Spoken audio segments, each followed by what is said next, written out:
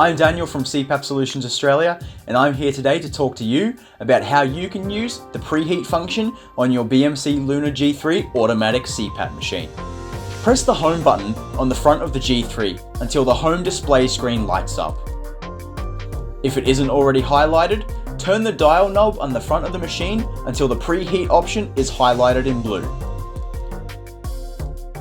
Push the dial knob in and this will start the preheat function, beginning with a 30-minute timer that counts down. During this time, the machine will heat up the hose and the humidifier. We recommend starting to use the machine once the 30 minutes is up or a couple of minutes before the 30 minutes is counted down.